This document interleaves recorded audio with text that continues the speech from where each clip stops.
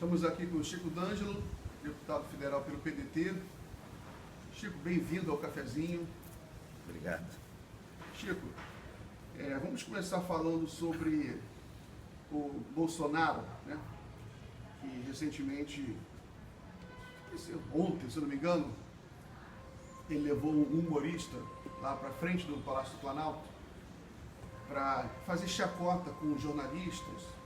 E nas últimas semanas, na verdade, quer dizer, nos últimos meses, o Bolsonaro tem sido muito agressivo com a imprensa. Ele procura sempre humilhar, tem falado coisas horríveis para jornalistas, às vezes uma piada, inclusive, de cunho sexual, uma jornalista da Folha, mencionando uma coisa sobre dar o furo. E agora, com a divulgação do PIB, você tinha uma quantidade um pouco maior de jornalistas lá interessados em saber a opinião do presidente sobre o crescimento econômico do país, sobre o PIB que tinha sido divulgado. E ele levou um humorista e fez chacota, distribuiu banana. Aí eu queria saber a sua opinião sobre como é que a gente pode reagir a isso, como que a própria imprensa poderia reagir a isso e como a classe política, como você que está lá em Brasília, no Congresso, como que os deputados estão vendo isso? Primeiro, esse tipo de reação dele, com frequência é feita, só que agora foi de uma forma absurda, quando surge algum problema negativo na sua gestão. Ele aí, para desviar o foco, cria uma cena, um palco, leva aquele humorista e a discussão passa a ser a questão do humorista e não a questão do PIB, que é a questão central que tem a ver com a vida das pessoas, a produção do Brasil, a sua produção, toda a riqueza do país. Para ele não entrar nessa discussão, até porque ele é um despreparado, ele não sabe mesmo, ele não, aquela história ali de não, posto Ipiranga é isso, é um presidente que não tem conhecimento de nada. O presidente da República não precisa ser um especialista em economia, mas coisas fundamentais da economia, o presidente da República tem que conhecer. O Fernando Henrique conhecia, o Itamar conhecia, o próprio Lula conhecia. O Ciro é o mais competente e preparado para entender essas coisas, se tornar presidente da República. E ele se elegeu despreparado, desqualificado. Então, ele, para fazer o contraponto, e tem algumas pessoas que ainda acham graça dessa coisa. Então, ele está trabalhando com essa bolha, que acha que ele é simplório, isso que ele faz é... Mas está chegando um momento que até os economistas ultraconservadores, ultraliberais, que vinham dando risada dessa história, como estão vendo que a economia não está indo bem, Paulo Guedes, que era, não, deixa ele fazer as bobagens dele, o Paulo Guedes vai resolver o problema do Brasil. Começou a acender o sinal amarelo de que isso não é verdade. O posto Ipiranga não é mais o posto Ipiranga. O país não está bem, o país está mal, dólar explodindo. E isso já começa com o pragmatismo do grande capital brasileiro. Aqui e ali a gente ouvia opiniões de que esse troço não vai dar certo. O Paulo Guedes, a condução está errada. Já começa a bater cabeça a elite econômica brasileira com esse quadro que está posto. Aliás, é uma coisa que o Ciro Gomes previu lá atrás. Se a gente for pegar as falas do Ciro nos últimos 2 anos, na campanha e no ano passado, o Ciro previu, inclusive, o aumento do dólar. Sim, o Ciro tem falado sobre isso. E é uma coisa, inclusive, ontem eu publiquei lá no cafezinho uma matéria sobre o comércio exterior, a balança comercial do Brasil, e a importação de manufaturados, o déficit de manufaturados, a conta entre exportação e importação, o déficit explodiu, mais de 700% nos últimos 12 meses. E o senhor é médico, e sabe que o Brasil ele importa uma quantidade muito grande de remédios. E quando o dólar explode dessa maneira, sem que haja um programa de desenvolvimento interno, porque eventualmente o dólar podia subir, mas a gente podia aumentar tanto a produção no Brasil que não faria tanta diferença. Inclusive, quando um governo tem uma estratégia, é o que se faz. Mas agora a conta vai explodir, a conta do governo com importação de remédio vai explodir, você não acha? Não tenho dúvida. Esse é um problema já que a sociedade brasileira vai se deparar, porque com a questão do coronavírus, que seguramente vai crescer, a gente não tem certeza do tamanho da... Mas vai ser um problema de saúde pública posto aí. A produção de medicamentos é uma coisa fundamental, né? A gente tem que ter uma avaliação que, em função de a gente estar aqui no verão, não tenha a mesma especulação, a mesma velocidade de contágio e de gravidade que em outros países. Mas isso tudo ainda está em estudo, é tudo novidade, né? O comportamento desse vírus. Mas seguramente vai ter alguma influência na questão da produção de medicamentos. Chico, qual é a sua especialidade na medicina? Então, eu fiz clínica médica, fiz residência na Santa Casa aqui do Rio, dei aula um período na Gama Filho e na Souza Marques, na Faculdade de Medicina Souza Marques, de clínica médica. Trabalhava muito em Niterói, no hospital privado lá, Beneficência Portuguesa, tinha consultório lá e trabalhava aqui em 2 hospitais públicos, no Hospital de Ipanema, do Ministério da Saúde, e no Hospital da PM, no Hospital o HPM Rio. Fui médico civil da Polícia Militar ali no Estácio, naquele hospital ali. Então eu dava um plantão ali, trabalhava no Hospital de Ipanema, tinha uma vida intensa na medicina. Chico, sabe que quando se faz pesquisa... E fui diretor do Sindicato dos Médicos aqui do Rio durante muitos anos. Ah, legal. Quando se faz pesquisa sobre as prioridades do governo, inclusive recentemente foram divulgadas pesquisas nessa linha, sempre se faz, né, perguntando às pessoas qual deve ser a prioridade do governo. É impressionante, sempre em primeiro lugar vem saúde. A segurança pública, às vezes vem lá atrás, às vezes tem momentos que vem para frente, vem para o segundo lugar. Só que a saúde pública nunca perde a primazia como a prioridade. Eu acho, inclusive, que uma das críticas que eu faço à oposição é que ela não usa muito isso, a questão da saúde, que é uma ânsia, uma ansiedade muito grande da sociedade, para você confrontar o governo Bolsonaro. Você tem acompanhado, por acaso, alguma coisa relacionada às políticas de saúde do governo Bolsonaro? O governo Bolsonaro, com a política de tetos que ele foi criada no governo Temer e ele votou e está implantando, ela já está começando a criar graves problemas para o Sistema Único de Saúde. Quando você estabelece que durante 20 anos você não pode ter nenhum gasto a mais em ciência e tecnologia, em saúde, isso tudo tem reflexo na Fiocruz, tem reflexo em várias áreas de pesquisa, enfim. E agora a gente está diante desse cenário aí, coronavírus, as instituições capacitadas do Brasil que podem apresentar propostas e sugestões positivas estão garroteadas, como no caso da Fiocruz e tantas outras. Então eu acho que o problema da saúde, o Sistema Único de Saúde é um modelo reconhecido no mundo todo como um modelo exemplar. O problema dele é que ele é subfinanciado, mas mesmo com esse subfinanciamento ele dá resposta a muitas coisas. O Brasil é campeão de transplantes de órgãos pelo serviço público do mundo, tem um dos melhores programas. Eu fui presidente da Frente Parlamentar HIV/AIDS do Congresso Brasileiro. Tive em 2 momentos a oportunidade de representar o parlamento na ONU e ver o respeito que o Brasil tinha, não sei se continua tendo, nos programas de HIV/AIDS. Então o Brasil tem políticas públicas pelo SUS de respeito no mundo. Tem um programa de saúde da família que também bem elaborado, bem feito, que cresceu. Mas a saúde é uma demanda permanente, né? As pessoas envelhecem, as doenças cada vez se sofisticam mais, os equipamentos ficam mais caros, então é uma demanda, as pessoas estão vivendo muito mais. Então tem toda essa complexidade, não é um problema só do Brasil, né? A eleição dos Estados Unidos agora, uma das pautas principais é a questão de se ter um sistema de saúde lá que atenda a população desempregada que não tenha plano, que lá não tem um SUS, se a pessoa não tem um plano, ela não fica desassistida, né? Então o SUS, com todos os problemas que ele tem, ele é um sistema que atende a população.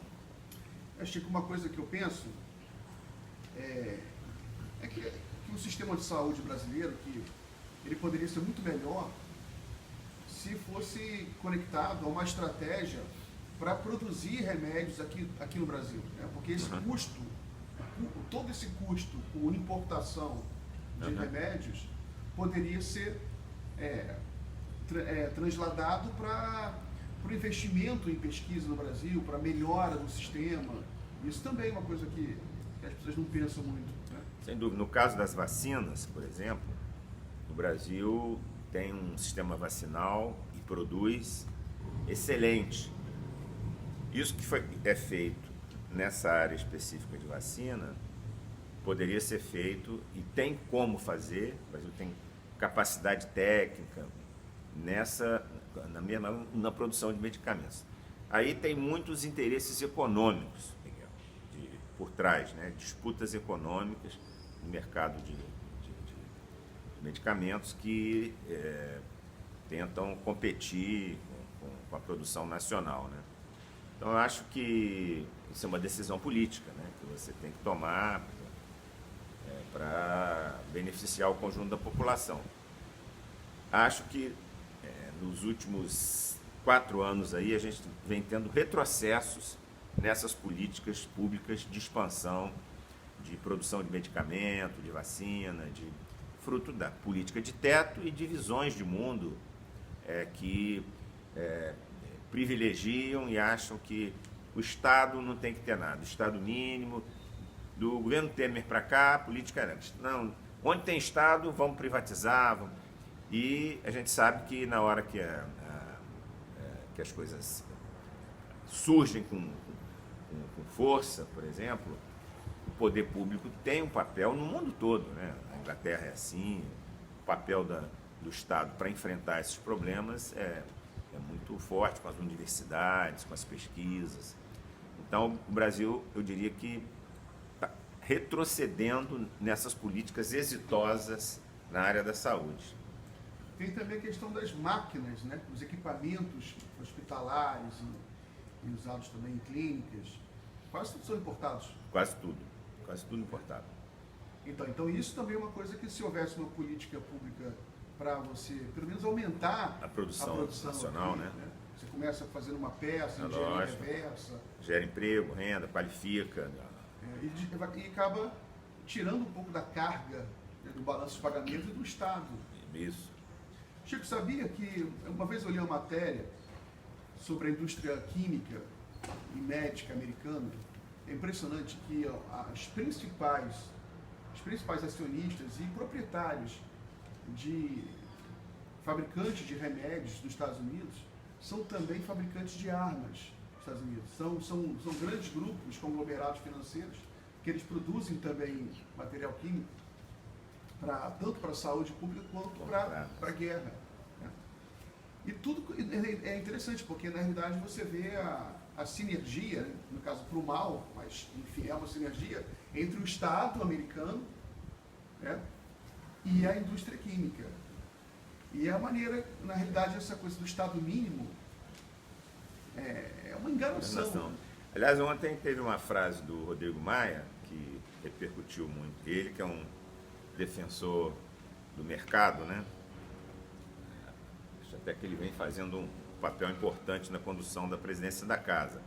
Nesse cenário aí de radicalismo de ultradireita, o Rodrigo Maia passou a ser um parlamentar lá que consegue conduzir. Mas ele ontem, que é um defensor sempre de soluções pelo mercado, fez uma fala que repercutiu, né? Já está havendo uma mudança de comportamento desse setor, dos analistas econômicos, que é preciso voltar a ter um papel de protagonismo do Estado na economia brasileira, o que mostra que os analistas econômicos, a multiplicidade de visões e a quantidade de erros que fazem. E quem é do ramo, às vezes, não questiona, até porque tem toda uma argumentação técnica aí indefinida, mas os resultados, quando vêm negativo, eles não fazem autocrítica, dizem, não, eu fiz um prognóstico de condução dessa forma, e está dando errado. O cara aí arranja sempre um argumento, outro, aqui, ali. O país não está bem. E setores até da mídia venderam que, não, com a reforma da Previdência, com a reforma trabalhista, com isso, com aquilo, tudo foi feito, precarização absurda nas pessoas, na mão de obra, né? O povo está vivendo pior. Não tem uma melhora na qualidade de vida. Isso ainda não redundou numa explosão popular, mas eu diria que tem uma panela de pressão na sociedade brasileira e essas coisas acontecem às vezes inesperadamente, né? Vídeo Chile, o povo está sofrendo. A classe média que votou majoritariamente no candidato ultraconservador, ela está vendo que essa proposta não está resolvendo a vida dela. Chico, aproveitando que a gente falou em classe média, você tem uma base importante, Niterói, né? E tem eleição municipal esse ano. O PDT tem um candidato lá, que é o Grael, agora. E Niterói tem uma classe média influente lá e que votou muito em Bolsonaro, né? Aí eu queria fazer uma pergunta. Aqui, nesse período, nesse um ano aí de Bolsonaro, eu queria saber quais foram as suas reflexões. Então, por que a classe média deu essa guinada na direção do Bolsonaro? Inclusive a classe média que, historicamente, dava votos progressistas, inclusive em Niterói, né, que já elegeu vários prefeitos progressistas. Qual é a sua conclusão nesse sentido? Eu acho, Miguel, que essa eleição foi uma eleição atípica, né? Uma eleição atípica, fruto de um fracasso econômico do último governo da Dilma, fez um cavalo de pau na economia, enfim, gerou uma recessão importante, e isso redundou em movimento de rua, de massa, vítima e eleição do Bolsonaro. O Niterói, acho que é um bom exemplo de que durante 30 anos elegeu prefeitos com visão de mundo social-democratas. Jorge Roberto Silveira, João Sampaio, o Godofredo, o Rodrigo, que tem feito um governo, eu diria, um governo exemplar. O Rodrigo é um prefeito, sujeito correto, honesto, de classe média, trabalhador, jovem, acorda cedo, surpreendeu a todos. Eu fui secretário 1 ano de saúde dele, com a capacidade de gestão dele, de organizar a cidade. Ele pegou a cidade com muito problema de caixa, a cidade está bem na foto financeiramente, e tem entrega para tudo quanto é lado. Obra, maternidade, escola, túnel, obra de encostas. A cidade viveu um drama da tragédia do Bumba, que todos se lembram, 1910, 2010, que com as iniciativas que ele tomou de fazer muita obra em encostas, são obras caríssimas e que não aparecem. O político em geral não gosta muito de fazer, né? Obra cara, não dá visibilidade, mas é de um gestor responsável. Recuperou os CIEPs da cidade que estavam fechados, que até é um simbolismo, uma marca do Brizola e do Darcy. Ele vai recuperar todos os CIEPs, colocando com escola integral. Então ele está fazendo um grande governo. Numa situação dessa de polarização,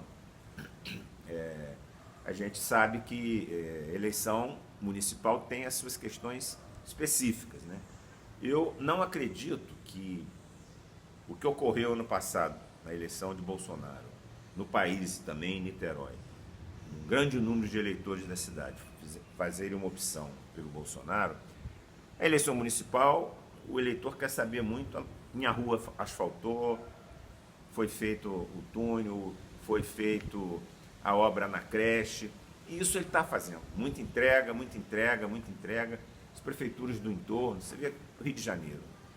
O Rio de Janeiro está uma buraqueira só na Zona Sul, a cidade está abandonada, literalmente abandonada. Você atravessa a ponte, Niterói é o contraponto disso.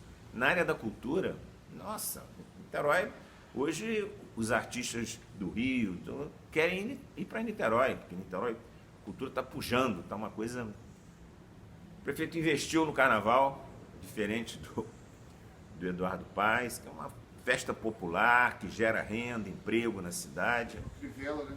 O Crivella não quis.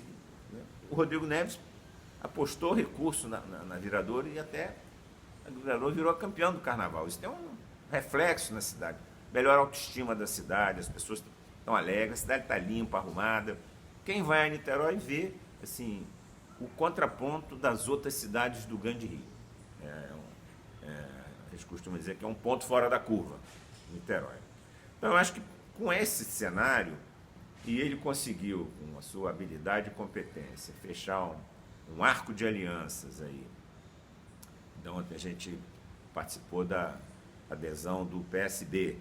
Então, tem o PSB, junto com o PDT, que o Axel é do PDT, né? Você tem o Solidariedade, o PSB, o PCdoB, o PT, a Rede, enfim, são 12 partidos que estão apoiando a candidatura do Axel Grael e o Bagueira. Eu acho que com muita entrega, prefeitura arrumada, prefeito com inserção na área popular, e com leque de partidos grandes de apoio, com perfis democráticos, né? Conseguiu fazer uma grande frente democrática, acho que a eleição em Niterói tem um franco favorito, que é o candidato do prefeito Rodrigo Neves, e seria uma injustiça grande se a cidade não reconhecesse. O Rodrigo fez obras que são esperadas num cenário de crise como esse. 40 anos, o túnel Charito-Cafubá era uma coisa que ninguém... Há 40 anos se fala, esse túnel não vai sair, não vai sair. E o Rodrigo, em 2 anos, fez o túnel, e quem vai em Niterói fica uma obra rápida, difícil de ser feita. Então, acho que não tem como a cidade não reconhecer o mérito da gestão do Rodrigo. E você acha que a questão da prisão dele vai atrapalhar muito a eleição do Grael? A prisão do Rodrigo Neves? Eu acho que a oposição, a única pauta que ela vai bater é em relação a isso. Mas está tão evidente, até porque ele foi absolvido praticamente por unanimidade. Ele foi preso sem ser ouvido, na véspera do Natal, por uma denúncia, sem ser pesquisado, essas coisas de delação premiada, e que está se revelando com coisas completamente que ficaram comprovadas, absurdas. O que estava em jogo ali era a expectativa.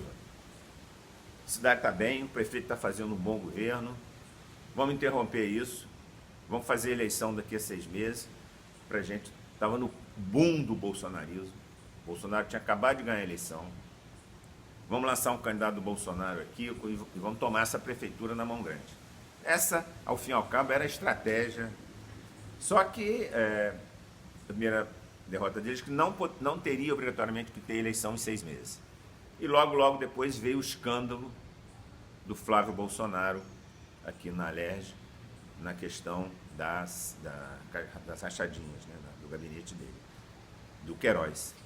E isso desmobilizou esse grupo que estava articulado lá em Niterói, tanto que eles apresentaram o impeachment imediatamente, quando teve a prisão, para convocar a eleição e tomar a prefeitura.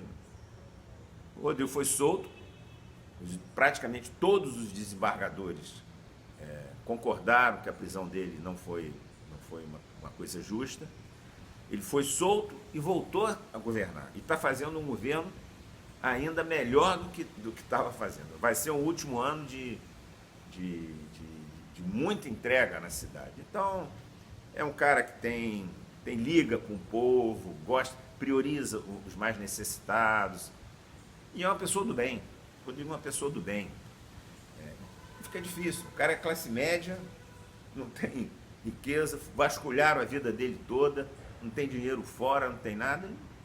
Então assim, há um momento que a gente está vivendo uma politização da justiça, e agora também até das PMs, muito perigosa, porque se a gente não botar um limite nisso, você vai macular a imagem de pessoas corretas, sérias e qualificadas, como é o caso do Rodrigo Neto. Mas eu tenho certeza, eu ando na rua e, surpreendentemente e muito positivamente, Miguel, é na padaria, é no açougue, as pessoas falam, não, esse prefeito, esse rapaz é honesto, isso que foi feito com ele foi uma covardia. Isso que as pesquisas mostram e o que o povo fala na rua. Não colou a imagem dele de um cara, porque você não consegue contrapor alguma coisa com alguém que tem a vida que ele tem, de andar na rua num bairro de classe média, ele mora lá, não tem... Então, vasculhar a vida do cara, o cara é um classe média. Como é que esse cara está no poder há não sei quanto tempo?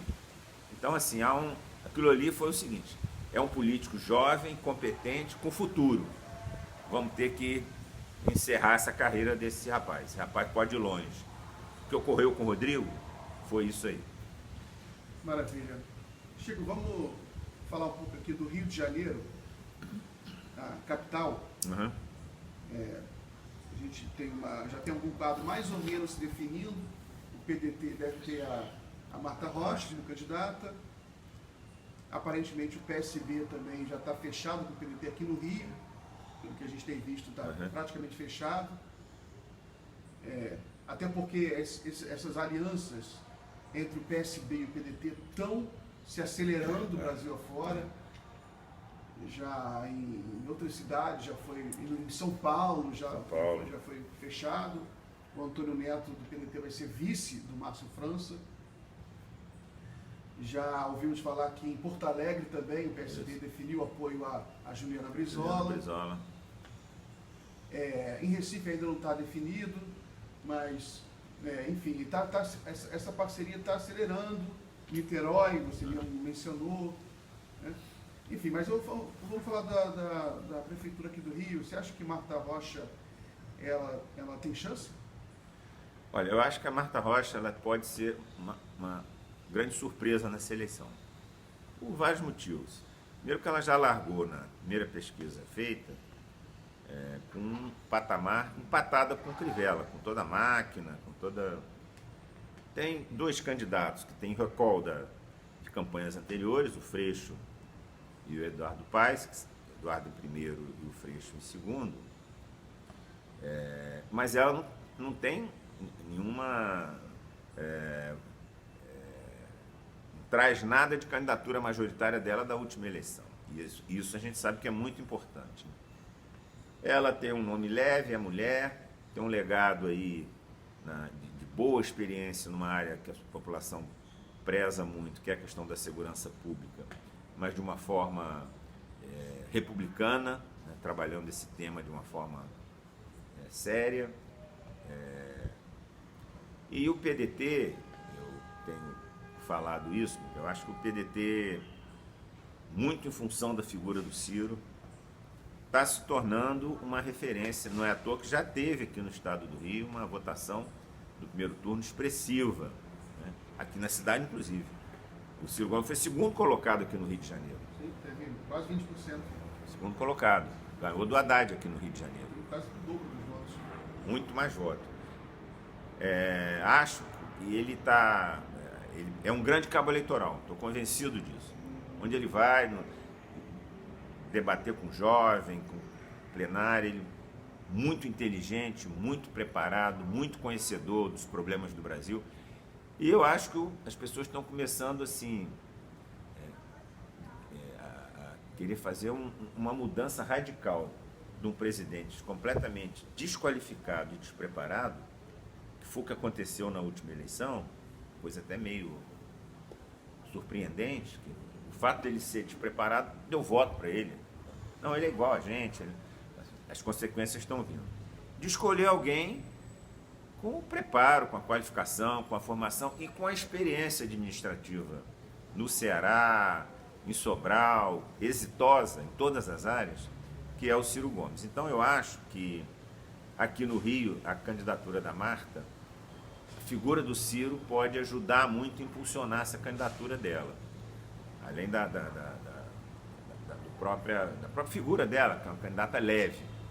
Acho que tem duas candidaturas aí, a do Freixo e a do Eduardo Paes, que são duas candidaturas também competitivas, mas eu estou apostando aí que pode surgir uma terceira via, e essa terceira via é a candidatura da Marta Rocha. Certo. Chico, vamos falar um pouco então, você mencionou o Ciro, vamos falar um pouco sobre o Ciro e o Congresso. Você acha que se o Ciro tivesse ganho as eleições, ele conseguiria formar nesse Congresso que está aí? Viu? Você acha como é que seria a negociação dele com esse Congresso aí? Enfim, o Ciro já foi governador, né? Ele já pegou a Assembleia Legislativa que eu me formei, não tão fáceis, né? Assim como o Cid. Eles têm fama de meio explosivos, mas os dois foram prefeitos super bem avaliados e saíram sem problema. Os dois foram governadores super bem avaliados e com boas relações nos seus estados, né? Aliás, a votação do Cid para o Senado é um fenômeno. Proporcionalmente, foi o senador mais votado da história do Brasil. Então, essa coisa assim, eles têm dificuldade com o parlamento, não é fato. Eu fui deputado com o Ciro Gomes no meu primeiro mandato, em 2006, com o Ciro. Ele foi deputado uma vez mais e falou, não quero mais. Me lembro que ele falava isso. Minha praia é executivo. E tinha boa relação dentro dava bem com todo mundo no plenário. O Ciro é um cara fácil, inteligente, engraçado, né? Então eu acho que se ele ganhasse a eleição, eu tenho certeza que ele iria lidar com aqueles parlamentares.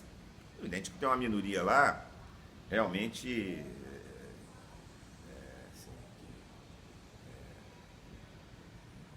ultra bolsonarista, que fica difícil até conversar. Mas o grosso ali tem os setores mais. O grosso não é isso. O grosso. Sobre isso eu queria perguntar. Para você, esse núcleo bolsonarista na Câmara dos Deputados, viu? É uma minoria pequena? Pequena, sem expressão, rachada já com várias defecções. Assim, foi uma coisa que não parecia uma bancada que ia vir com muita força. Ela já está dividida, já está com posições até de confronto. Às vezes nem precisa os setores de oposição, eles próprios estão se confrontando. Então não tem isso. Eu tenho certeza que o Ciro saberia trabalhar esse tema ali, porque o papel do presidente da República é trabalhar o conjunto dos parlamentares, né? Não trabalhar só com os seus fiéis, né? Que é o que o Bolsonaro faz, trabalha só com me lembro o Fernando Henrique, presidente, o Itamar, não era deputado, mas me lembro, tinha uma solenidade, e os parlamentares de todos os partidos, oposição, alguma coisa positiva para a sociedade. Agora não, agora tem uma iniciativa no Palácio, só vai o núcleo duro do Bolsonaro, quer dizer, ficou uma coisa ruim, né?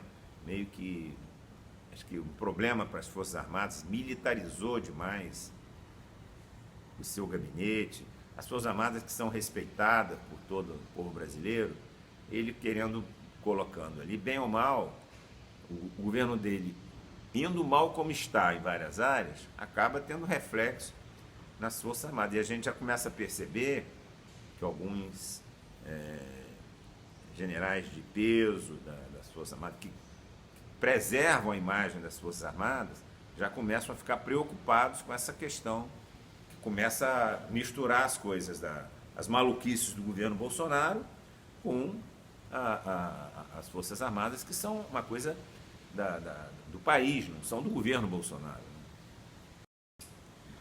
Chico, outro assunto que eu queria conversar contigo é sobre um episódio na escolha da liderança da minoria na Câmara dos Deputados, que o PT escolheu José Guimarães, deputado do Ceará, como líder da minoria, só que não falou com o PDT que tinha prerrogativas nesse sentido, porque no início da legislação conseguiu reunir um bloco maior do que o PT, então, em tese, ele teria prerrogativa de escolher. E não foi consultado. Ontem o André Figueiredo, que até ontem era líder da bancada do PDT, deu uma entrevista para o Cafezinho, fazendo críticas duras ao PT, dizendo que o PT tinha desrespeitado, não só o PDT, mas outros partidos também que não foram consultados. Eu queria saber o que houve lá, na sua opinião. Então, acho que esse episódio foi muito ruim e muito desagradável, no momento em que nós, da oposição, estamos vivendo um momento difícil, né? Com todos os problemas do governo Bolsonaro, eles têm a hegemonia hoje política aí na Câmara, no Senado, e a gente vem a duras penas lá tentando construir um leque de partidos e de visões da sociedade para ampliar ao máximo, para enfrentar a barbárie. Acho que esse tipo de iniciativa, que eu não considero nem que foi uma coisa do PT partidário, acho que foi de pessoas do PT. Essa é a minha visão. Eu fui do PT, né? Acho que seguramente muitos parlamentares do PT não concordam com isso que foi feito, né? Na verdade, foi uma iniciativa completamente fora do contexto, equivocada, de apresentar um nome sabendo que tem critérios. Nós sentamos o bloco de oposição, e isso é ruim, vai maculando e vai deixando mal as pessoas que encaminharam isso, né? Então, eu quero dar meu apoio ao André Figueiredo, porque lá na casa funciona assim, né? Tem fila, como a gente diz, tem acordo. Você atropelar uma coisa que estava acordada é muito feio, inclusive, né? Deselegante, um momento difícil como esse. Eu acho que erraram lá, não sei exatamente qual ou quais parlamentares que tomaram essa iniciativa de encaminhar o papel para a presidência da casa. Eu tenho quase que certeza que isso não passou pelo conjunto da bancada. Essa é a minha leitura. Eu não estou no PT, eu estou no PDT, né? Mas uma coisa que muita gente não entendeu, né? Talvez você possa explicar, é que no início da legislatura, o PDT tinha formado um bloco, né, maior até do que o bloco do PT, que lhe deu a prerrogativa de indicar a liderança da minoria. Como então que o PT indicou agora? Não, foi uma coisa meio golpista, essa que é a verdade, né? Você fazer alguma coisa que todo mundo sabia que era isso, todo mundo já sabia, o líder da minoria agora será do PDT.